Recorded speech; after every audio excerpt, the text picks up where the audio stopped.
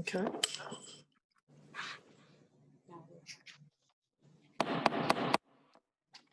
Good evening, everyone, and welcome to the special meeting of the Community Development General Government Committee meeting. Due to the Safer at Home order, all committee members are participating virtually.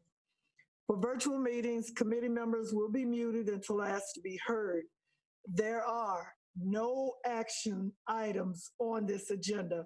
In the event it becomes necessary to take a vote, it will be conducted using the roll call process.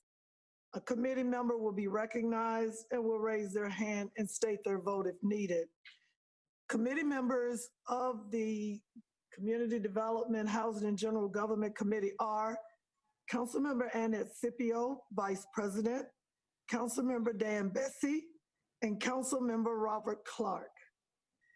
This special meeting is being held out of a need to further educate our citizens, and we look to staff and elected officials to do that. So at this time right now, I will turn the special meeting over to Patrice Toney, who is our Budget and Evaluations Director.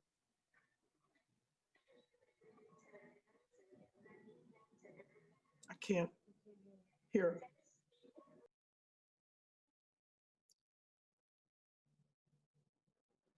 Patrice, unmute.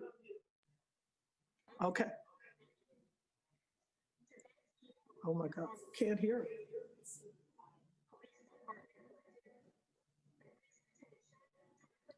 Tell her to turn her speakers up.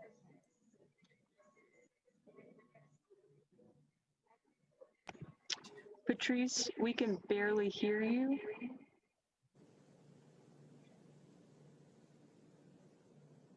Can you turn your speakers up?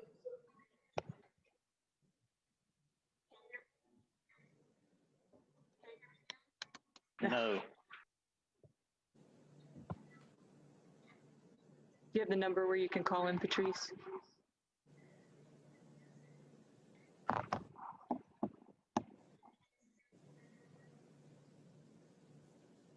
We still can't hear you.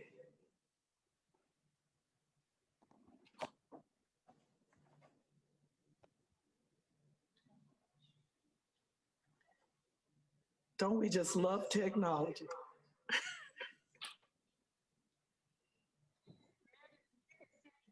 No.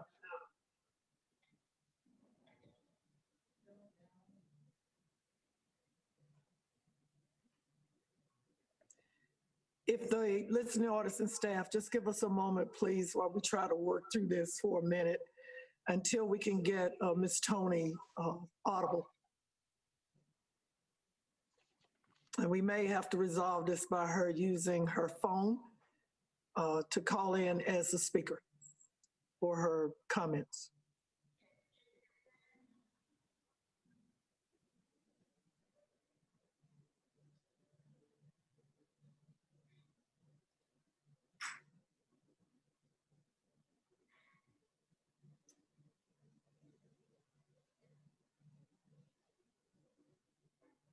Where did I send her the number?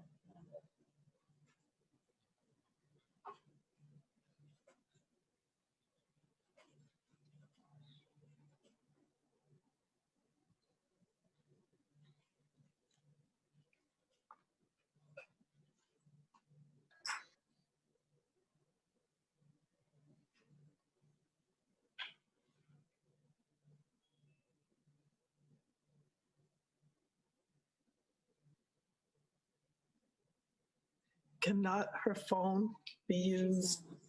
Okay.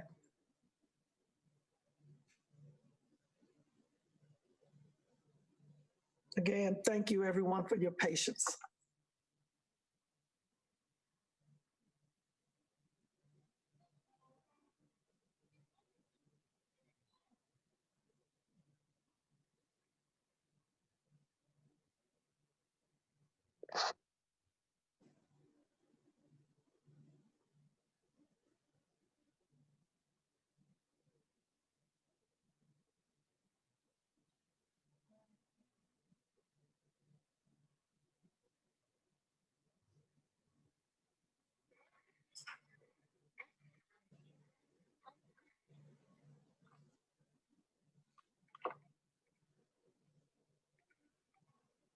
not uncommonly.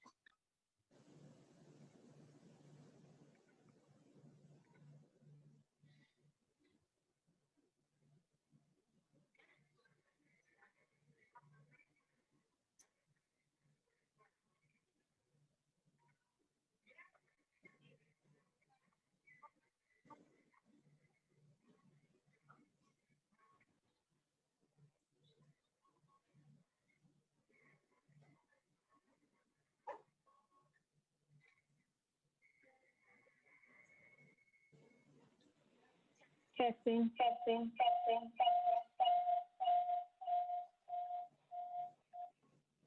Okay, can everyone hear me now? And you need to speak up a little bit. Thank you. How about now? Better. Can everyone hear me? Okay, great. Sorry about that. Okay, I'm gonna read a statement again. Today's meeting will focus on the Winston-Salem Police Department's budget. Following the presentation, time permitting, I will answer a few questions submitted by citizens in advance of the meeting. At the appropriate time, I will allow citizens who are participating virtually to ask questions and make comments relevant to the discussion. Each person will be given 1 minute to speak. Please keep in mind that this is an informational session. This is not a public hearing on the budget, nor a meeting to reconsider the budget. Our expectation is that everyone will conduct themselves accordingly and exercise decorum while participating in this meeting. Speakers will remain muted until called upon to speak. When called upon, each speaker must give his or her name and address. You are not required to provide your ward or your name of your council member. Non-compliance in the meeting protocol may result in the speaker being disconnected from the meeting. Staff will prepare responses to questions and post them on the city's website at the end of the week.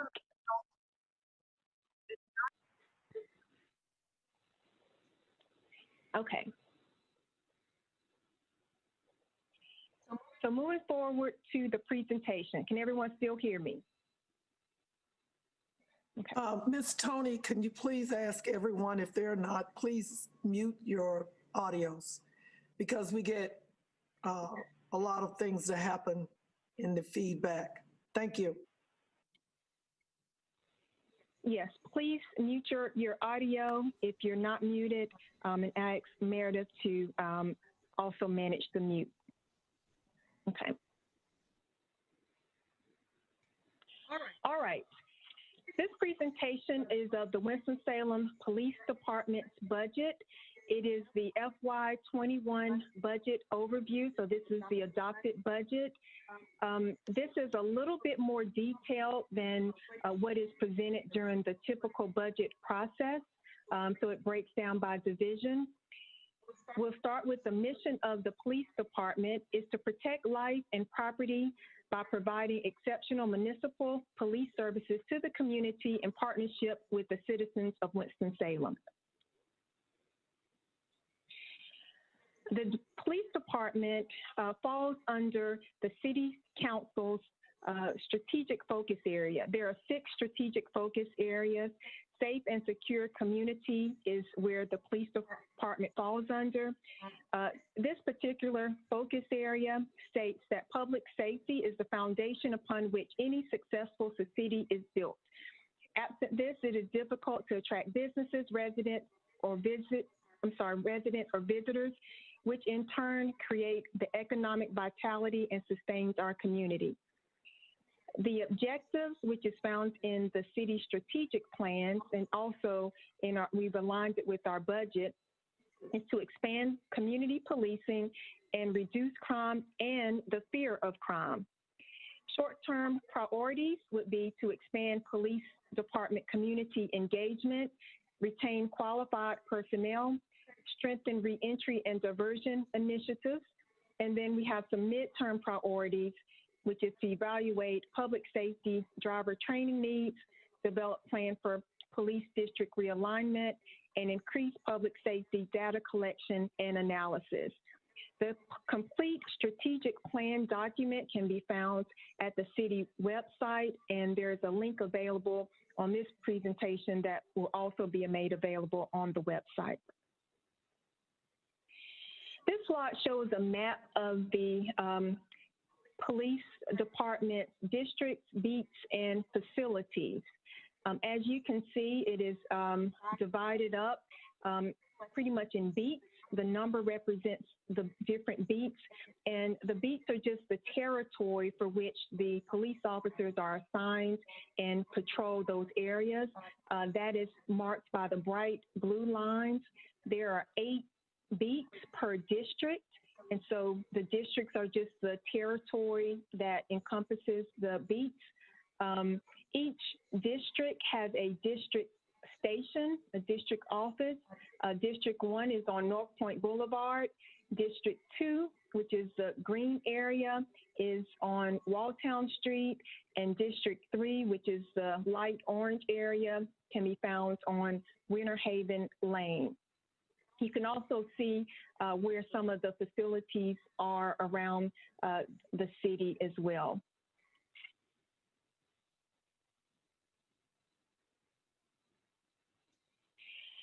This is the organizational chart. This is a big picture organizational chart of the Winston-Salem Police Department, starting with the police chief office. For the purpose of this presentation, we will look at the org chart as it relates to the budget. So we'll break down the budget connected to the organizational chart. The Chief of Police Office and Professional Standards Division for this presentation will be shown as administration, and then we will show you the budget for Support Services Bureau, Investigative Services Bureau, and Field Services Bureau. A detailed WSPD org chart can also be found on the website.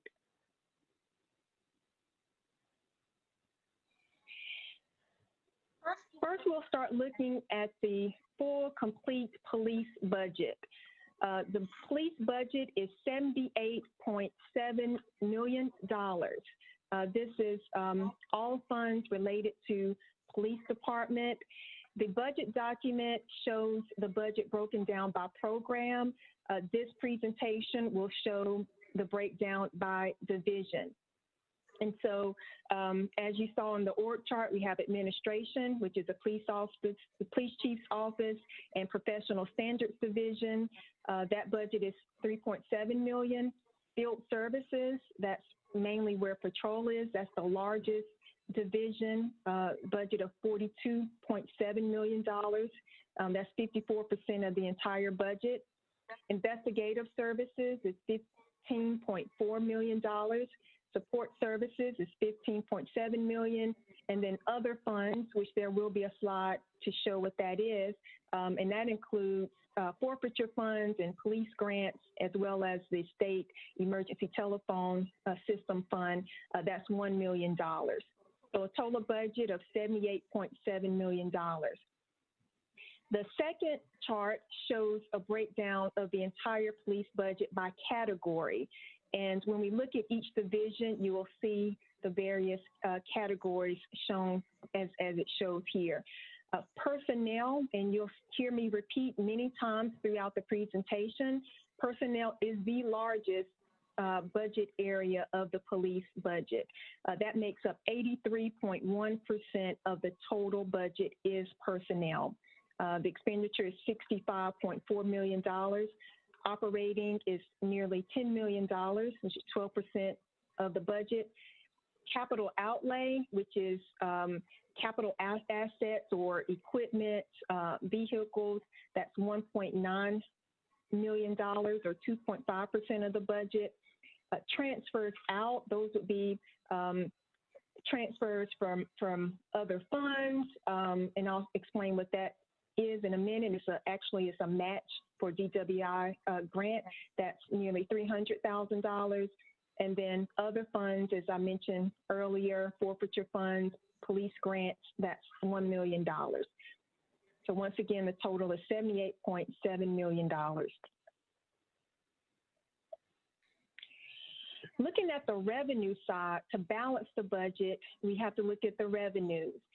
First, we have charges for services, $83,000. Those are police court services. So those are basically payments that come in from police court services. Interfund charges is $441,500. That is revenue, a grant from the DWI Task Force grant. Forsyth County, $435,170. This is for our city-county forensic services. There was a consolidation of city and county forensic services that began in fiscal year 2016 through 17. They are located in the Beatty Public Safety and Training and Support Center on Patterson Avenue. They're responsible for crime scene processing, collection of evidence, arrestee processing, and they administer the breath and blood alcohol tests. So that's part of the Forsyth County revenue. The Winston-Salem Forsyth County Schools, at the time of the budget adoption, we budgeted to receive $1.2 million. That was to support the school resource officer program. We had Winston-Salem PD at the schools, and so we got revenue from the school system to provide that service. As of very recently, due to COVID-19 and students now at home virtually, doing their schooling at home, the school resource officers were no longer needed. The city was already planning a phase out of the program, and so effective immediately, that program is no longer exists for the city. And so we will not receive that revenue, but the field positions will be moved to other positions in the department, as there were many vacancies to accommodate that.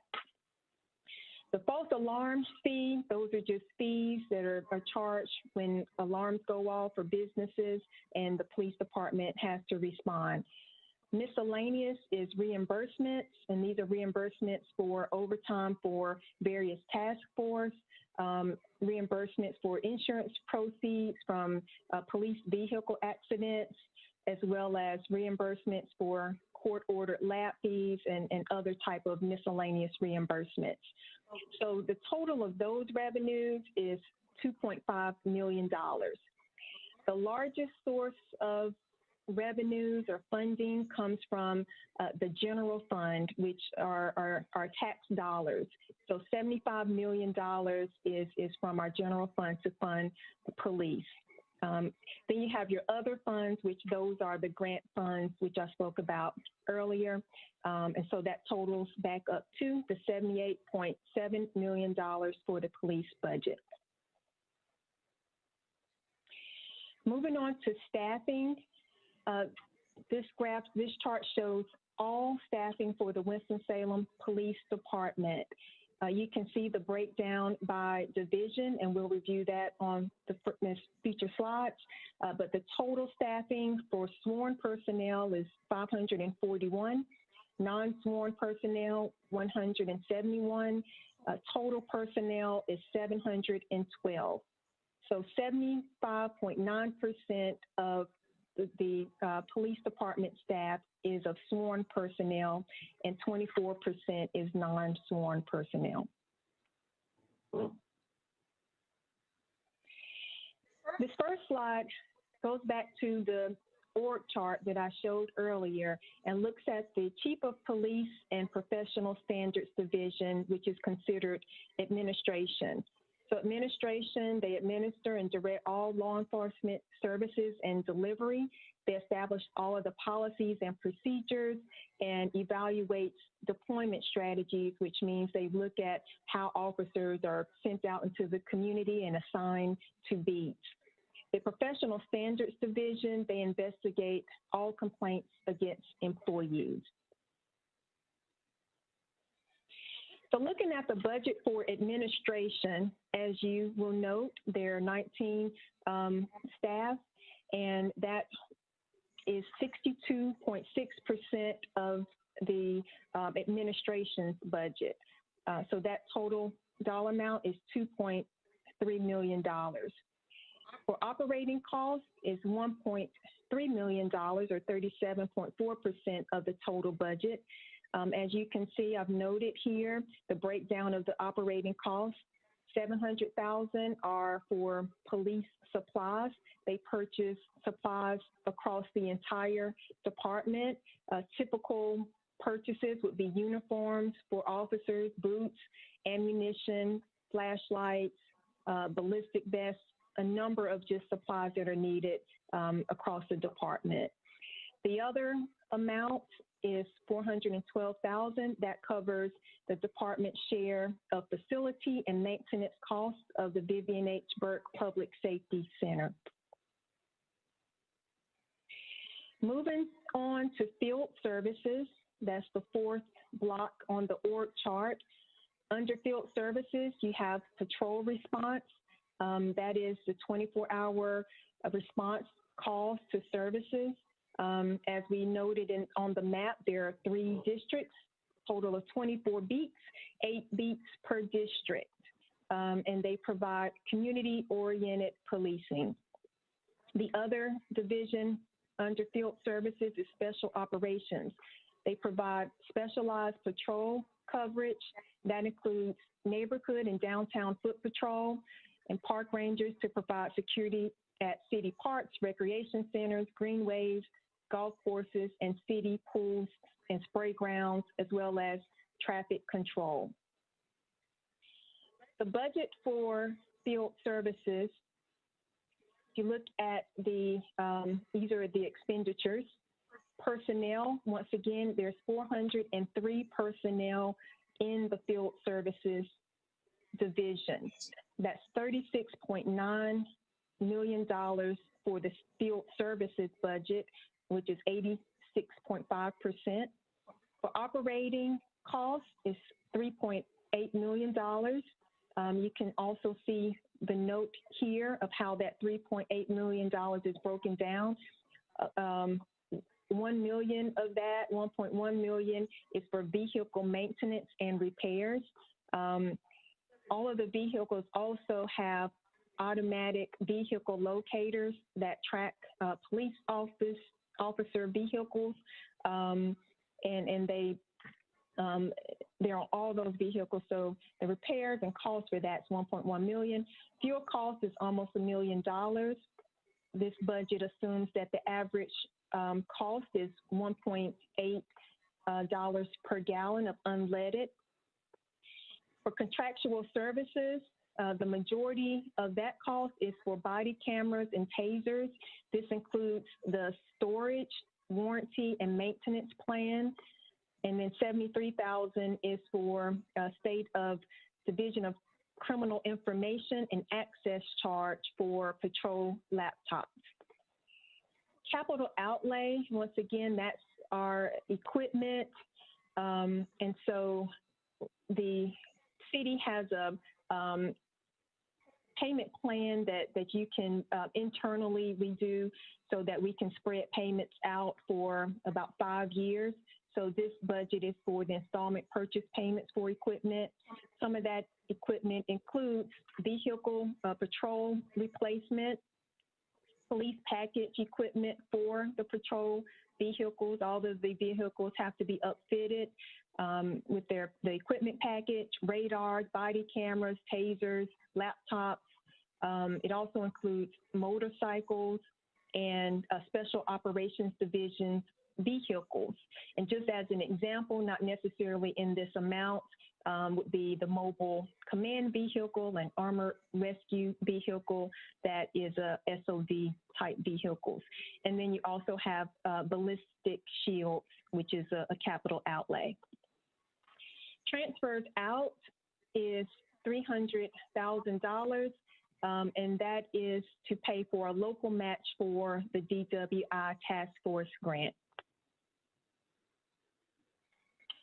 Moving on to this third section is Investigative Services Bureau. Underneath that is criminal investigations. and they conduct on-scene investigation of major crimes. Those crimes would be like illegal narcotic sales, vice, gambling, and organized crime. They also manage a family youth unit, which handles domestic violence cases, victim assistance services, juvenile investigations, violent crimes task force, and Project Safe Neighborhoods. The Project Safe Neighborhoods, people have asked questions about. It is a federal strategy designed to be a comprehensive strategic approach to reducing gun violence throughout America. I will provide details in the response package about the Project Safe Neighborhoods and how Winston-Salem PD is using that and forming partnerships in the local community. The Forensic Services Division is a consolidated city-county service responsible for crime scene processing, collection of evidence, arrestee processing, and the administration of breath and blood alcohol tests. And then the third area is special investigations, and they manage the vice narcotics. So looking at the budget for investigative services, you see the personnel, there's 155 staff in that area. It is 93.7% of the investigative services budget, and that's $14.5 million. Operating cost is $850,000, which is 5.5%, and then you have your capital outlay. The vehicle maintenance and repairs makes up $119,000 for this division. Fuel cost $118,000. For contractual services, you have your forensic services, and this is the lab that processes that, which they do the breathalyzer and alcohol testing. And then other contracts include maintenance on interview camera systems, palm fingerprint system, firearms, ballistic testings, and other type of contracts. And then for capital outlay, $117,000. That is also installment purchase payments for equipment, and those equipments would be to purchase unmarked sedans for the Special Investigations Unit, forensic services, vehicles replacement, and they have an integrated ballistic ID system. And then the last area on the org chart, the second column, is Support Services Bureau. Under this bureau, you have your Communications Division. That's where if you call 911, somebody will answer 24 hours a day and dispatch police calls for service, police and fire. Then you also have your Operations Support. This area provides in-service firearms, driving and use of force training, as well as your basic law enforcement training. And then you have your Records Division, where they process and store and retrieve police records and citations. So the budget for the support services area is $15.7 million. The largest area, once again, is personnel. It's 135 staff in this division at $11.6 million of budgeted expenditures. Operating cost is almost $4 million. Capital outlay is $206,000. So the bullet points here for the operating cost is police transportation. Nearly $500,000 is for funds, the vehicle bills and stripping for all replacement vehicles. For computer license fees, almost $300,000. Facility maintenance is almost $809,000. That funds the indoor firearms training facility and the Alexander Beatty Public Safety Training and Support Center on Patterson Avenue at $437,000. Leased lines, this is $330,000. That's payments for phone lines connecting 911 dispatch to city fire stations. For the information systems, the technology is $829,000. contractual services. There's contracts with police safety information systems, police recruiting background checks system, $16,000, and an access charge for police records desktops for the State Division of Criminal Information at $14.4 thousand. And then we have our capital outlay, $206,000, and that is to fund computer replacements and the IS applications for those computers. Lastly is the other category you saw when we looked at the full budget. So the other police budget related expenditure includes the grants fund. So the grants funds are all our federal and state grants that the police department receive. Examples of that we talked about earlier, the DWI Task Force grant that mainly funds personnel, and there's also a Justice Assistance grant that primarily funds equipment. As those grants are received, they are budgeted as awarded, so they're not in the initial budget, but when we receive it, there's an amendment that goes to council, and those funds are then budgeted. The forfeiture funds, these funds are funds the federal government allows law enforcement to seize money or property that was involved in a crime. The forfeiture funds are reported to the state and distributed to law enforcement programs.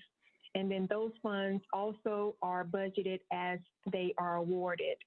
The funds are typically spent on officer training, K-9 expenses, and equipment, but the funds cannot be used for operating expenses. And then the third section of the other is the emergency telephone system. The adopted budget budgeted $534,350. This is funded by reimbursement from the North Carolina State E911 Wireless Board. The expenses covered is for replacement computers for the communication system center and maintenance costs for communication center equipment. So that wraps up the budget portion of the presentation. But as part of our budget process each year, we participate in a benchmarking project. And the benchmark project is facilitated and hosted by the UNC School of Government. We are a participating member. Not all cities participate. At the bottom of the screen, you'll see the participating cities. Also, keep in mind that this report is from fiscal year 2018 through 2019. There's always a year behind because you have to wait till there's a fully complete year that has passed by. The data is then collected from all cities. The benchmark project does a good job of defining the categories.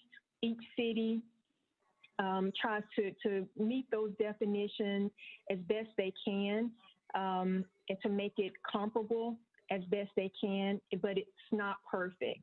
And so there's so many factors when you look at so many different cities. All cities are different. Population, as well as the density, has a lot to do with how these numbers turn out. But it's best possible that the data is comparable. For this purpose, we are looking at Raleigh, which is one of the larger cities in the benchmarking project, and Greensboro, which is, in terms of population, is close to Winston-Salem's population. You can see the number of sworn officers in Raleigh, and then in Greensboro, 675, and then Winston-Salem, 558. Keep in mind, once again, that these are 2019 numbers, and so they're slightly different than what you'll see in the adopted budget. And also keep in mind the school resource officers that we are now eliminating from the department. So the total number of calls dispatched in Raleigh is 304,000, Greensboro, 215,000, and Winston-Salem also a little over 215,000 as well. So this first chart shows sworn police officers per 10,000 population. So the average number across all participants is 23 sworn police officers per 10,000 population. And so you can see that Winston-Salem is just slightly below average. So we're right on par, close to Greensboro. And then you see Raleigh is at 17.1 sworn officers per 10,000 population. Number of calls dispatched per sworn officer. So the average number of calls dispatched across all participants is 536 number of calls dispatched per sworn officer. Winston-Salem has 386 calls dispatched per sworn officer. We are below average when you compare all of the participants, and we're slightly above Raleigh and above Greensboro. This shows the cost per call dispatched, and the average is $282 per call dispatched. Winston-Salem spends $359 per call dispatch. We are lower than Raleigh and Greensboro, but we are above average for all the participants. Response time to high priority calls, this is in minutes. The average would be 5.6 minutes to high priority calls. Winston-Salem, this is an excellent number, is slightly less than 4 minutes their response time to high priority calls. And then this slide shows Part 1 crimes per 1,000 population. So a Part 1 crime, those would be murders, manslaughter, forcible rape, robbery, aggravated assault, burglary, larceny, motor vehicle theft, and arson. So those are considered Part 1 crimes. As you'll notice, Winston-Salem is above average for those. It will be 58.7 Part 1 crimes per 1,000 population. I will note the discrepancy in this particular slide related to Part 1 crimes, that Winston-Salem, during this particular benchmark report, was using an incident-based reporting system. The other two cities, Raleigh and Greensboro, were using a uniform crime reporting standard, which basically means that they may not have reported all the crimes based on one call, whereas Winston-Salem reported all of the crimes. So it might be arson, but it could have also been a burglary or other Part 1 crimes involved. So that number is higher. As of January of this year, all cities are using the same system that Winston-Salem has been using, which is the incident-based reporting. So future charts like this will be a little bit more comparable to look at. And then this last slide is also, these are the percent of Part 1 cases that were cleared of those reported. And so Winston-Salem for those is right on par with average of all of the participants in the benchmarking study.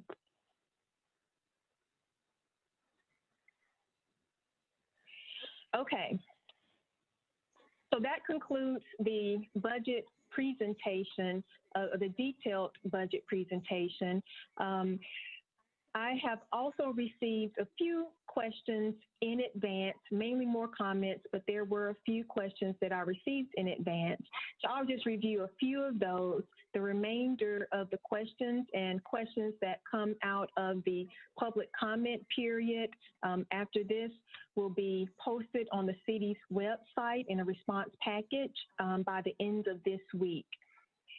So the first question was to explain the committee that was put together by the mayor and city council to spend $1 million on social programs, and where did that money come from?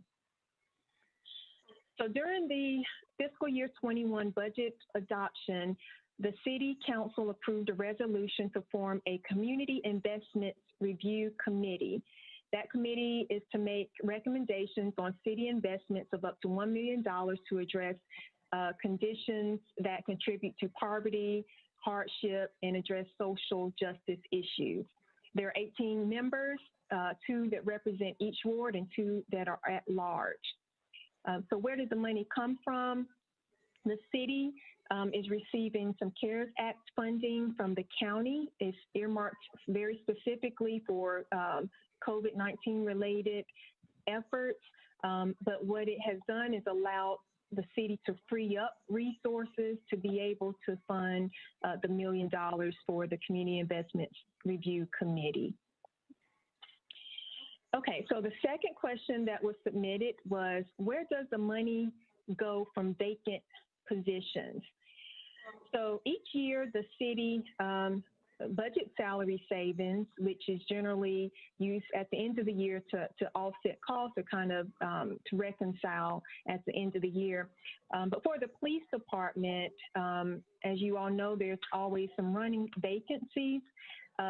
Typically, the salary savings is used to offset overtime costs that has occurred throughout the year because police are always short-staffed. They have issues with recruitment and retaining officers, and so the salary savings from those vacant positions then go to then pay overtime costs in general. Okay, I got a question from Samuel Schaffer from 320 Fox Lake Court. His question was, the Winston-Salem expenditures, Winston-Salem Police Department expenditure document indicates that fuel costs total $941,700.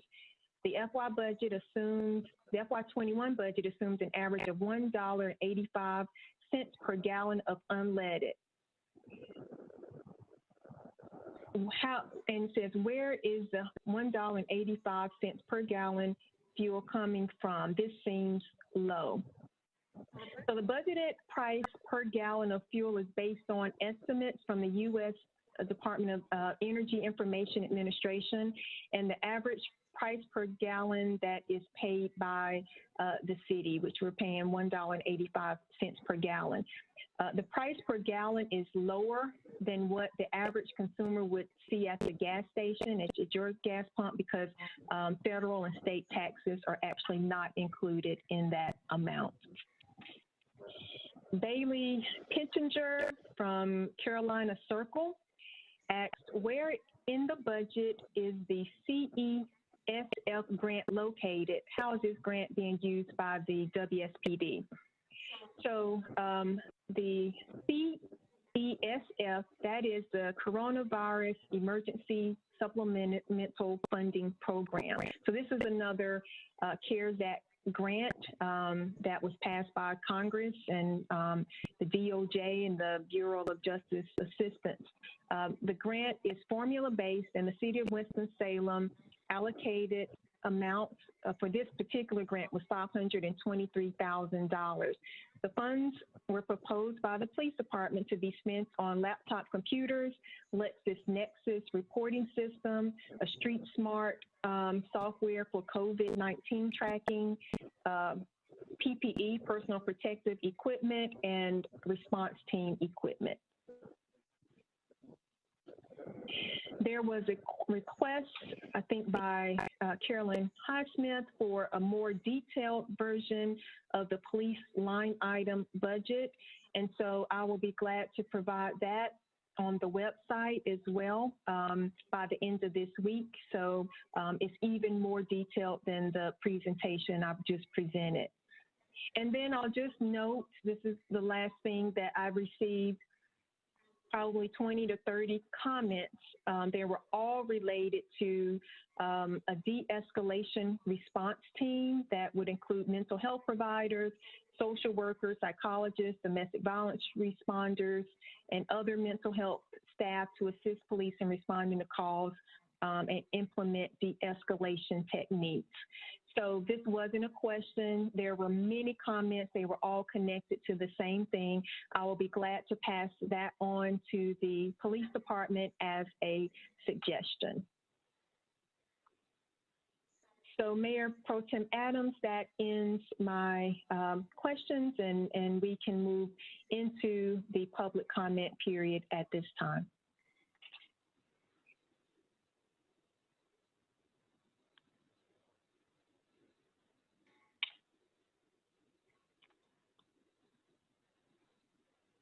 Dee Dee, we can't hear you. Well, you have to unmute yourself. I got it. It changed. It was up in the corner, then it was down here, and it moved around. They did that on purpose to me, I understand. We want to thank all of the staff, Ms. Tony and Mr. Rao and everybody that participated in putting this presentation together. We know, again, that it's not perfect. We know there are a lot of things that could be better, but we are here and willing to learn and make this process better so our citizens can be more informed than what has been happening in the past. In the past, we presented the budget and we had listening sessions all over town. But as I explained to staff and the council, we need to start communicating in a language that everybody gets it. And if there's a line item in a budget that people need to know what it is besides just face value, that is $78 million, we need to break that down. Again, we're going to go into the comment and question part of this session with those who have called in and have been waiting patiently. So I will lend that responsibility to Meredith Martin, Ms. Martin, and our city clerk, Ms. Keeney, will also work with her in tandem. Thank you again very much. And at the end, we may have some comments from some of the committee. All right, if each speaker will give their name and address for the record before they start their 1 minute. Our first speaker, Karen Dorr. Hi, Ms. Tony, you did address my issue, which was about the de-escalation, but I just want to reiterate what I'm suggesting, and I really think it could come out of the field services part of the budget. I think it would really behoove this body to push for what I'm calling a de-escalation response team, which would consist of a social worker, a psychologist, a police officer, and a community member who are all specifically trained in de-escalation techniques. That would be for 4 weeks, not 4 days.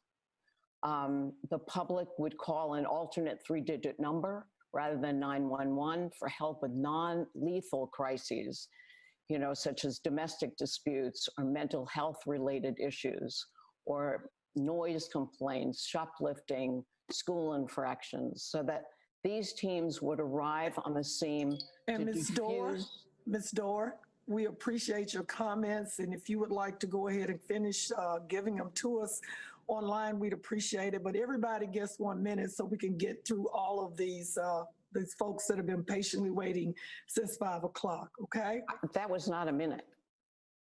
We have a time. Are you timing me? Yes, Ms. Dorr, we do that every day. I'm sorry, may I just say one more thing? I'm sorry. But I just, the idea would be to prevent harm, to prevent use of lethal force. I thank you for hearing me, and I do hope you consider that. Thank you so much. Our next speaker is Nia Sadler.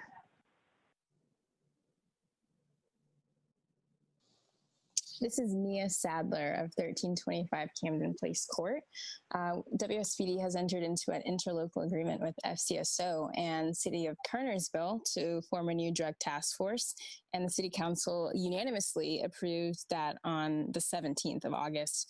The city will be responsible for 60% of the lease costs and will hold a 55% share of any forfeitures seized by this task force. In an outline of the task force, it stated that the actions and revenues generated by the task force over the 10-year period will cover costs 6 through 10.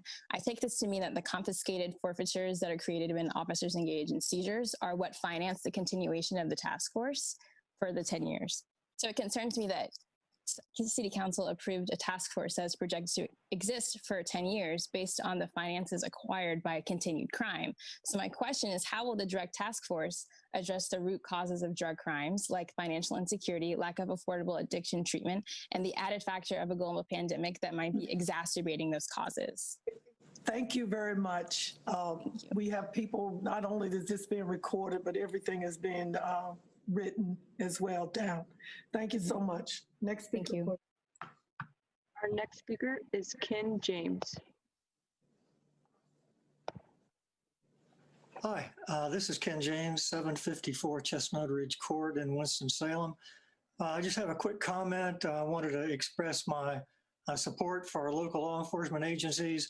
And while I certainly support the de-escalation type of training that the previous speaker spoke about, I'd also say that I would be opposed to any actions which would result in the police or other law enforcement agencies becoming less effective in maintaining law and order. So that's all. Thank you very much. Thank you. Next speaker, please. Our next speaker, Duck McManus. I am Duck McManus of 130 Secret Garden Lane, Apartment 6. On August 17th, the City Council voted in favor of the resolution awarding purchase order for police pursuit vehicles from Asheville Ford LLC for a total of $2,042,670.60 against the wishes of the people. This purchase order is for 62 Ford Interceptors, all SUVs. Garage service fees for the WSPD amounted to $1,073,761.75, and fuel costs for WSPD vehicles amounted to $895,767.23 in the 2019-2020 fiscal year. Based on the police vehicle memo received by city managers on July 15th, the total lifetime cost per Ford Interceptor is $62,903. In the vehicle replacement information, none of the WSPD Crown Victorias nor Chevrolet Caprices amount to or... Excuse me, your minute is up. Again, if you want to complete a comment or a question, please use our online platform to do that. And or you can email me or any city council or staff person with the city. Thank you. Next caller, please. Next speaker, Tom Chappell.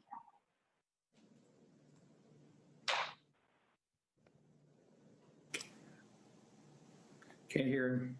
Can't hear him. There you go. I see him. You're on mute.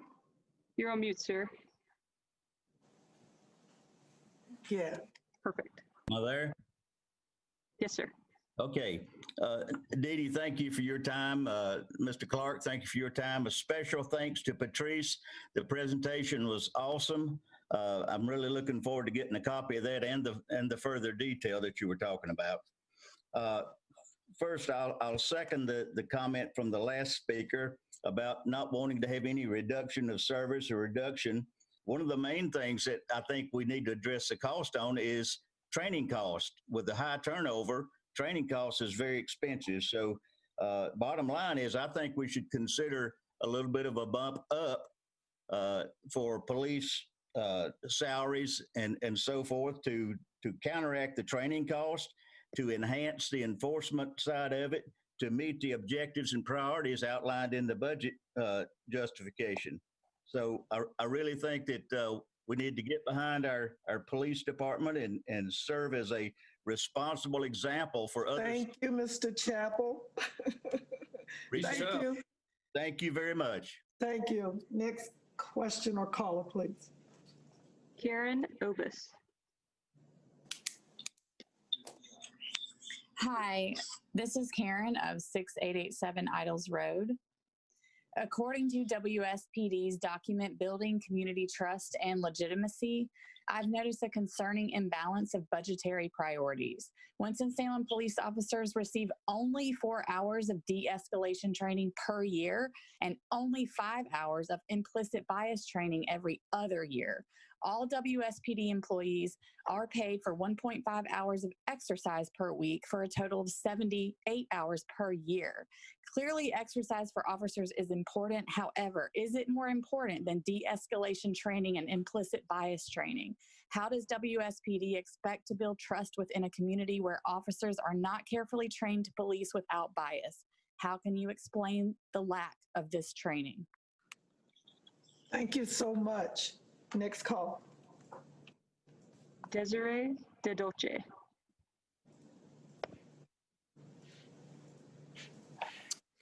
Hello, Desiree DeDolce of 710 South Green Street. In 1995, following the asphyxiation death of Sheila McKellar, WSPD strictly prohibited the maximum restraint, defined as restraining one's hands behind their back, flexing their legs, while connecting their restrained hands and feet. The distinction of this position being prohibited only when hands and feet are connected would not have saved the life of Sheila McKellar or John Elliott Neville, both of whom died in prone restraints without their hands and feet connected. Council member James Taylor asserted in the August 17th City Council meeting that the WSPD had already banned the prone restraint of community concern. However, this by definition is not quite true. Although WSPD does not use or teach the bent leg restraint, this is not the same as being prohibited to do so. If an officer did use this bent leg prone restraint without connecting the victim's hands and feet, would it still be considered a violation of the use of force policy? Today, FCSO bans this restraint technique countywide. Will you hold the WSPD accountable to follow? Ms. Ovis, please finish your comments online and allow everybody else to have a chance to speak as well. Thank you so much for your engagement. Next call. James Roten. Hey, everyone. Thanks for the meeting tonight. And James Roten, 5330 Lucan Lane. And a quick question. I'd like to understand if there are any specific examples across the country where budget reductions or reallocation of funds has been specifically successful. I understand everyone's concern, and I feel like training, increased funding in training would be beneficial. But kind of having a hard time finding where specific examples of reallocation has been successful with the safety of citizens. Thanks. Thank you, Mr. Roden. Next caller, please. Sarah Hines.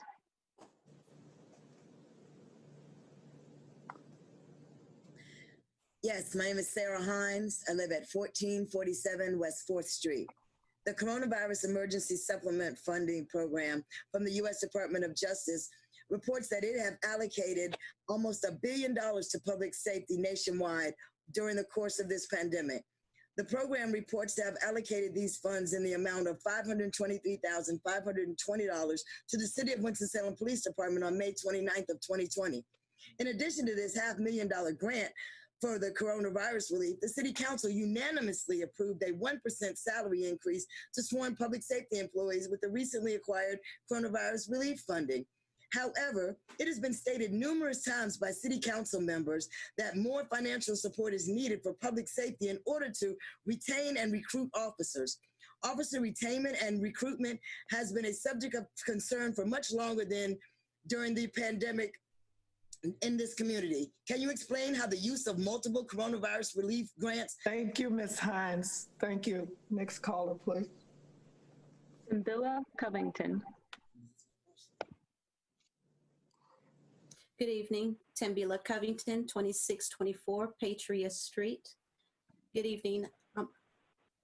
Our agency's mission is to protect and to serve, and as it protects and serves, it is geared towards community policing, which I'm pleased to know about. My concern is that we need to put a little bit more effort financially towards training and educational programs that will assist in some things that we've already heard here listed in question about pertaining to de-escalating tactics and training, counseling, and prevention training, so that there are efforts placed specifically in neighborhoods where public safety is a concern. And so that is certainly my comment, is that I believe that as we have already detailed a budget, perhaps developing a strategic plan that would reallocate some funding towards educational and training programs would be helpful to assist and to build trust in our community. Thank you, Pastor Covington. Next caller, please. Al Jabbar. Good evening.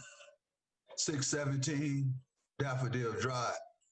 I volunteer at Petrie Elementary and also in the Rolling Hills community. And in talking to some of the residents there.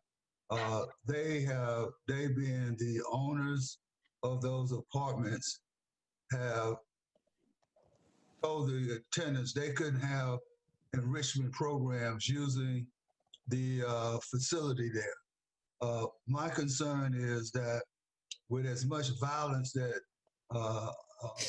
that's going on in that area, and we're talking about defunding police, I'm totally in support of our police department, but my concern is that we don't hold these accountabilities to the people who own these properties.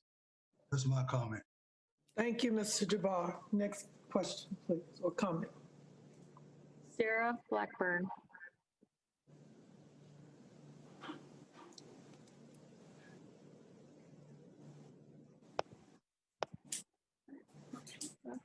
Ms. Blackburn? I think she left. The Koltuk Chandler? Yes, I'm here. Hold on one second. My name is Arcocha Chandler. I stay at 211 Hoover Street, Winston-Salem, North Carolina. Why is more policing the option? It isn't reducing crime, but killing Black people. Let me be clear. There are no special operations in urban communities in Winston-Salem. Instead of more police funding, we need to invest in job training programs such as youth build and fire department training located in Black neighborhoods for easiest access. Instead of invest in my communities like y'all do downtown and making sure Black communities have jobs that require no experience, advanced job training and education. Thank you, Ms. Chandler. Next caller, please. Miranda Jones. Greetings, Miranda Jones, 405 Corona Street. As has been mentioned, police brutality kills African Americans. We like to think our city is progressive because we've managed to escape the rioting that is an expression of Black rage, Black hurt, and Black pain. However, I want to say that our city is complicit because we won't reallocate enough funds for preventative measures, and we spend massive amounts of money on police. I am asking, because Councilmember Scipio mentioned the unruly young people, that we reignite and reinvest Youth Bill. As an educator, I've contacted Youth Bill to no avail. My former students have contacted Youth Bill to no avail. I am also asking that we no longer invest in programs that do not have measurable outcomes. It's going to take more than movie night and gardening to help save our young people. I'm asking that we create a local database tracking police misconduct, because unfortunately many of my students will come into contact with law enforcement. I'm not asking you to get rid of your police. I'm asking you to invest in people before they meet the police, just like you do your fancy buildings downtown. Are the people not better than your buildings? Thank you. Thank you, Ms. Jones. Next caller, please. Bob Maniza.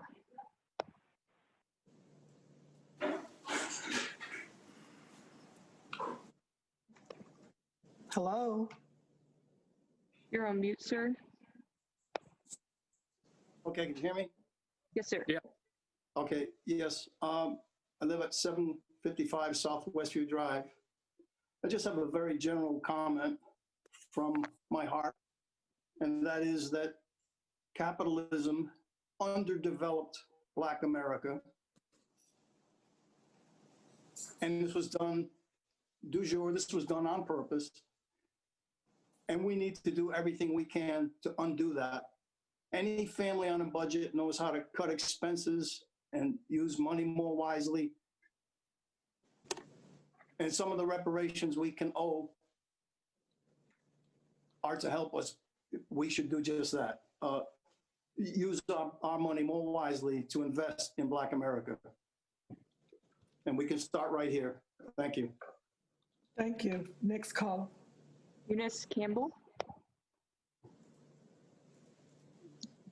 Eunice Campbell, 5743 Antietam Drive. I basically just have a statement. I am not in approval of cutting the police budget that only saw a 0.7% increase over prior year. Maybe some more mindful spending within that budget, but actual allocation of money out of the police budget completely, I don't see where that would help our, especially with the personnel issues we have, and when you break the police budget down, it's like around $300 per person for protection. What I'm interested in is the Community and Economic Development Fund, where we saw a 96.2% increase in business development over prior year. And I think those are I hope that that's the next budget that is discussed. Thank you, Ms. Campbell. It is. Councilmember Robert Clark is on the meeting. He knows he's up next, and we hope to be able to answer some of those questions and help people understand. Thank you. Next call. Sally Hirsch.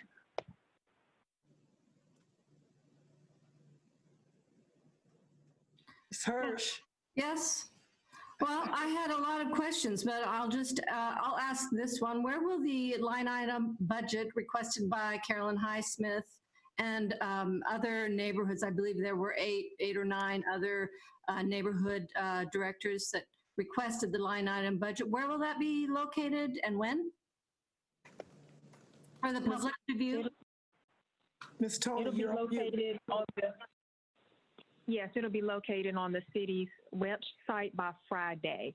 So there should be a link on the homepage that'll direct you to the police budget page for those responses. Okay, and that will include information on the budget for training, broken down by line item? It'll be a line item budget, yes. Thank you. Thank you. Next caller, please. Mabel Hunter. The two shots rang out. And yes, my name is Mabel Hunter, 4030 Hunting Green Lane. And I was just wanting to say that when... Ms. Hunter? Can you hear me? Do you have your television on? I'm trying to turn it off as we speak. I'm sorry. Thank you. Okay. Yes, I was trying to just comment that when we talk about defunding the police, and maybe I don't have the exact idea of that, but it's not taking away funding from the police, but just kind of reallocating it to different places where it might be better used, like in training, instead of like riot gear and tanks and things like that. It just seemed to me that it would be better used having them train better, and then that would help them also be better active in the community and interfacing with the people. So sometimes Thank you, Ms. Hunter. And any other comments, you can go to our online website or email the city staff or any of us. Thank you. Next call. Okay. Chris McCann.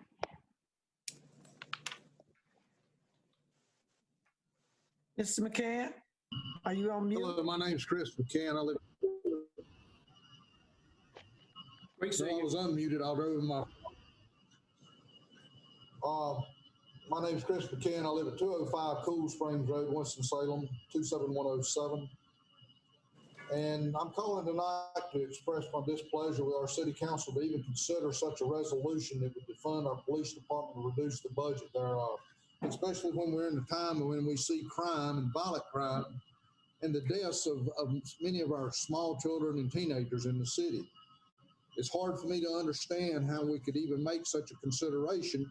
But then I look back at our city council, who thinks more of criminals than they do our law-abiding citizens, demonstrated through allowing them to block Interstate 40 and Highway 52.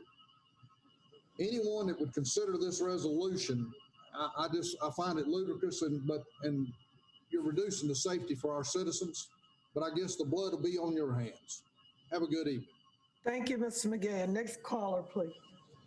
Philip Carter. Yes, Philip Carter, 1148 East 5th Street.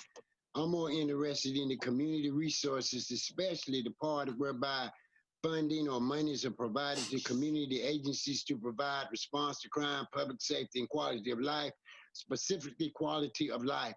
I'd like to know who those agencies are, how much money have they gotten, and have they actually made a dent in providing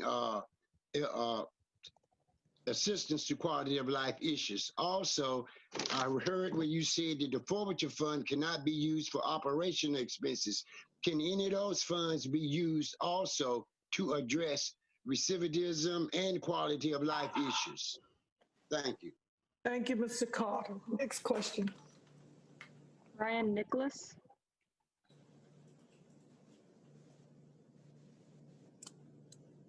Ms. Nicholas?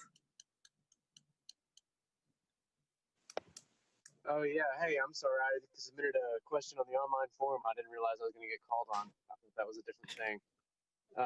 Yeah, I guess at this point, I'm just echoing what other people have said about the need for de-escalation training for the police department. And I'll also add to that, any portions of budgets that can be allocated toward alternative community resources like restorative justice programs and things like that, I think would be an excellent investment in the community and to decrease the burden on the police department by having better community responses to conflict and harm.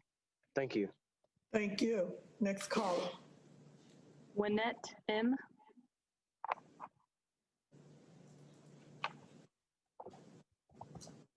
Hello. No. Wynette. What's her last name? M. Wynette M. Are you there? No, I'm not. Why are they picking on me? We can hear you. No, thank you. No comment. Okay, thank you. Michael Next Banner. caller, please. Michael Banner. Good evening, Michael Banner, 515 North Jackson Avenue. I'm sitting here listening to the words, and I feel appalled that in the name of Black people who are being represented by people standing in highways and marching in front of jailhouses, there's so much ruckus going on, but no one's sat and asked the Black people what they wanted. But yet and still, the city council has unanimously hyper-funded the police to further have a reign of terror on Black people in the communities. So, you know, we shouldn't even have to speak of the lack of equity due to all the policies over the years that could have been restored through a measure like this in the day that reparations is being spoken of. But, you know, what the reality is, we are being slapped down like a baby, you know what I mean, crying. Thank you, Mr. Banner. Thank you, Mr. Banner. Next caller, please. Evelyn Allen. Hello, I'm Evelyn Allen, 1281 West 4th Street. First of all, I want to start by arguing there may be a conflict of interest, as Councilwoman Nancy Scipio has received $1,000 from the Southern States Police Benevolent Association, a police PAC, and I'm also concerned about the effects of police brutality and relating to gentrification. Many of the other city council members have received money from real estate PACs or realtors themselves. And ultimately, I feel like the money for the police budget should be largely defunded or reallocated into effects like housing and rent assistance. Thank you very much. Thank you. Next caller, please.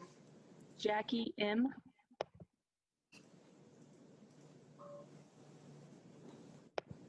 Hi, I didn't expect to be called in. I was just going to listen in, but I do want to echo a lot of what everyone is saying, that I think that we definitely need more funds to be reallocated towards community services. I think it's much more effective, especially in response to mental health. We definitely need more resources for that. Thank you. Thank you. Next caller, please. Jilly Seacrest. Oh, hi, Jillian Seacrest, 2524 Tantalum Place, Winston-Salem, North Carolina, 27127. And I was actually calling, much like Jackie, to just listen in, do my due diligence in that end. But I do believe that there is some work that can be done whenever it comes to us looking at allocation to the police budget in lieu of possibly topping off any existent housing authority of Winston-Salem needs. And what is happening, especially with the Cleveland Avenue homes, what is a dire situation for those individuals, where we're looking at taking an additional $1 million to give to police for something as asinine as fleet vehicles, in lieu of basically addressing direct material needs, which would actually been proven to show effectively reduce crime drastically. So I think we need to better prioritize our budgetary needs and concerns to better serve the constituents that are paying the taxes, where this money is coming from. That is all. Thank you. Thank you very much.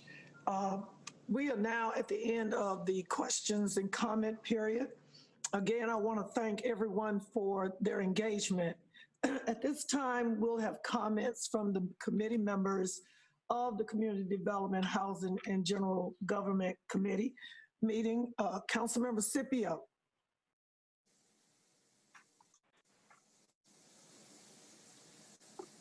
Councilmember Scipio.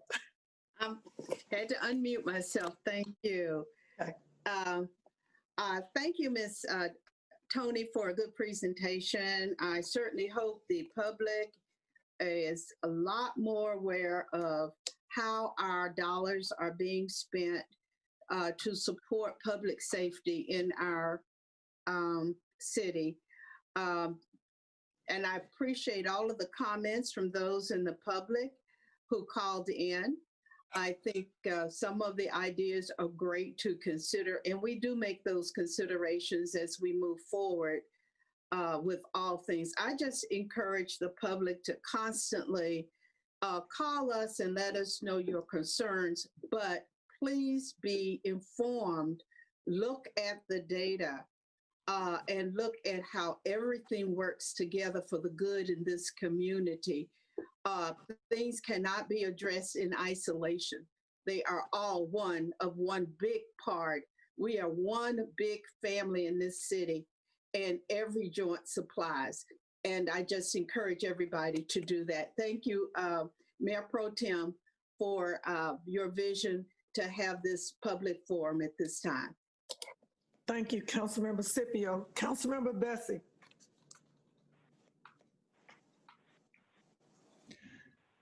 Thank you, Madam Chair.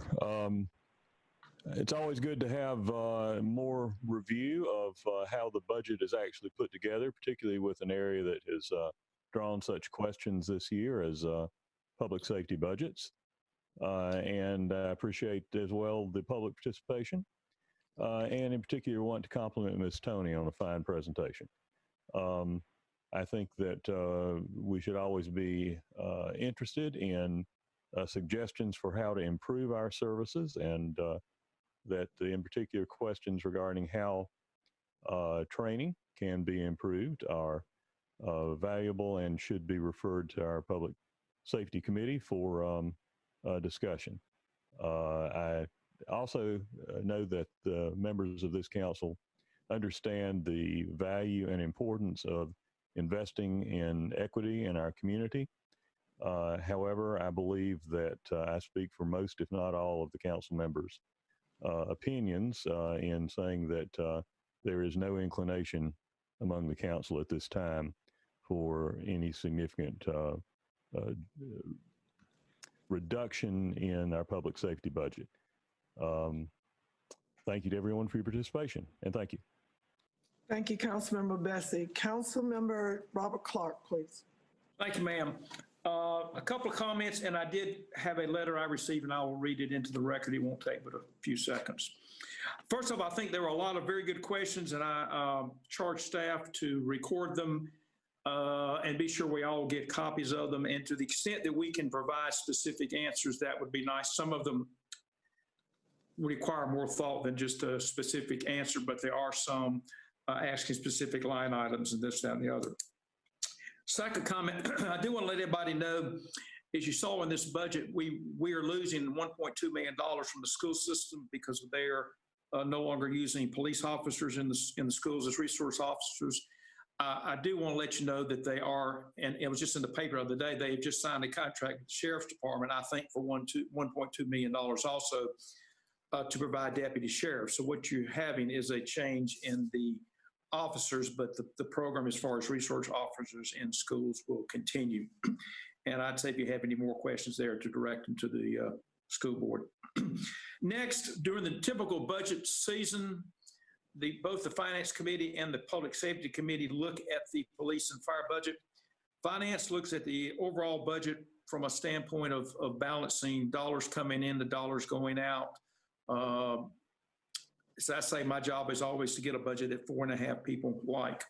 The Public Safety Committee takes a much deeper dive into police and fire and look at much more specific questions. I know one question that was brought up was the new vehicles. I use that as an example. I did actually question staff as to what was going on there, because not only are we getting new vehicles, and we do that regularly because police cars wear out, but we're switching the type of vehicle. And they had gone through a fairly detailed analysis as to why they were dropping basically Chevy Capris and going with, I think they're Ford SUVs or somebody, so I'm not sure who they are. Anyway, lastly, I did receive a letter from a Mrs. Applebloom. She lives in Winston-Salem, and I will only read one paragraph to stay within my 30 seconds left. She writes, several years ago, I enjoyed the amazing opportunity to attend a Citizens Police Academy and volunteer with its local police department. I learned firsthand what goes on inside police stations and patrol cars to keep law-abiding citizens safe. I met multiple staff members, from administrative office personnel to district command officers to the chief of police. Each one was dedicated to his or her duty in serving the public through their role with the police department. City Clerk, I will send you the full letter via email. Thank you very much, Dee Dee. Thank you. At this time, we have finished our session on updates and education of the police budget. As was stated earlier, I am hoping that the council and staff will undertake this at least once a month to do an update or education on pieces and aspect of city government to help our citizens become more informed. I look forward to the next round, and also in the next couple of weeks or so, Ms. Tony and staff and Mr. Rao will be providing answers as well online to the questions and the commentary that we heard this evening. Again, I want to thank everyone for participating in this, and this general government, community development, housing meeting is now adjourned. Thank you so much.